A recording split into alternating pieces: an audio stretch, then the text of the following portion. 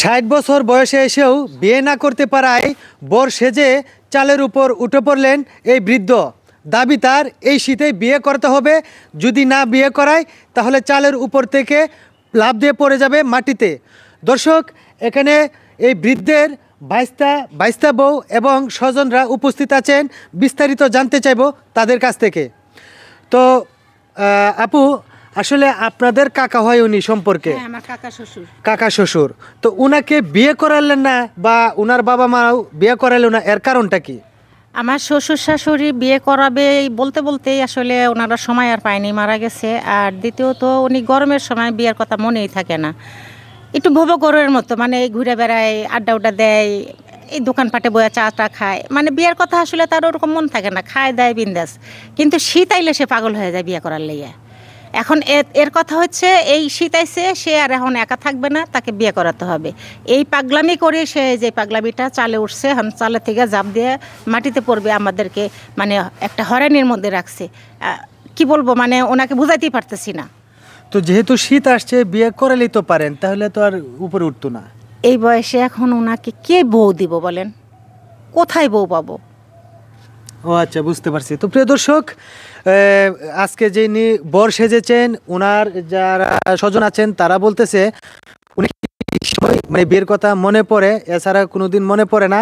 আর বিশেষ করে ওনার বিয়ে ডেট হয়েছে। তো আমরা এখন এই বরের কাছে যাবো, যিনি আজকে বসে যে চার উপরে উঠে গেছে। তো ভাই, আপনার বয়স চলে গেল, বিয়ে করলে না, এখন এই শীতের মধ্যে বিয়ে করতে চাচ্ছেন, এর কারণটা কি? ভাই, শীত দুইটা গেছে ভাই, আমার খালি বিয়া করাইবো ভাই, বিয়ার সময় গেল ভাই, বয়স হচ্ছে 60 বছর।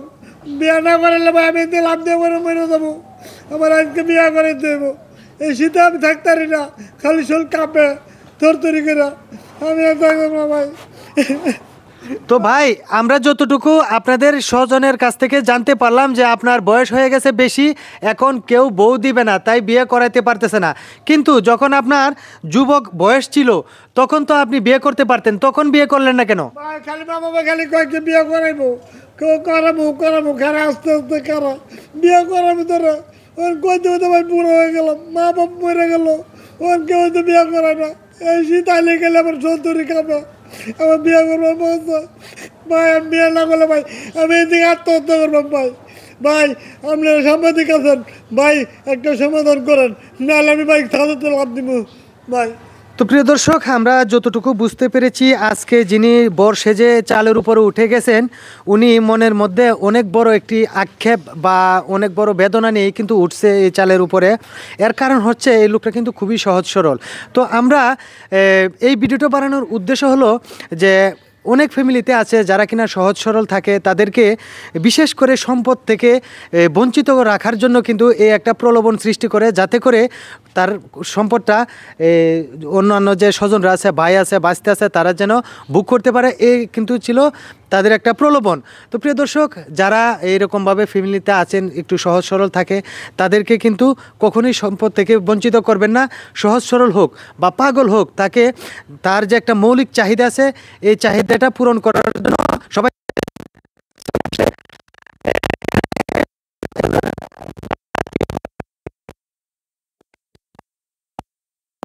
ওনার কাছে চলে যাব। উনি একটু আমাদেরকে জানাবেন যে আসলে ওনার যে একটা বয়স, পরিপূর্ণ বয়স হওয়ার পার হয়ে গেছে, তারপরেও আপনার দাদা বা আপনার বড় বাবা ওনারা বিয়ে করেন না, এর কারণটা কি মূলত একটু জানাবেন কি? আরে ভাই, সুত মারানির ভাই গরমের সময় কোনো কিছু কয় না, শীত আমার বয়স 22 বছর, 300 বার দেখছি এমনি চালু উঠতে বয়ে রয়েছে, বুঝছেন? তো 300 বার যে চালের উপরে বসে আছে, এর মধ্যে তো একবার বিয়ে করালেই পারতেন। আরে মেয়ে, এর বয়স চাই মনে করেন যে আমার বউ দুইটা, এনতে একটা চা, এইগুলা মাই এরকম বয়সে মাইয়াকে হের কাছে যাইব বিয়া বইতে?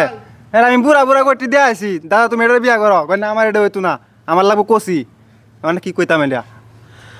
তো দর্শক, ওনার স্বজনদের যে কথা আমরা যতটুকু বুঝতে পেরেছি, যে এর মধ্যে অবশ্যই ওনাদের ব্যক্তিত্ব একটা স্বার্থ ছিল, যার কারণে কিন্তু ওনাকে বিয়েটা করে নাই। তো প্রিয় দর্শক, এই ভিডিওটা ছিল আমাদের বানানো সম্পূর্ণ। যদি ভালো লেগে থাকে তাহলে অবশ্যই লাইক, কমেন্ট, শেয়ার করে আমাদের পাশে থাকবেন। ধন্যবাদ সবাইকে।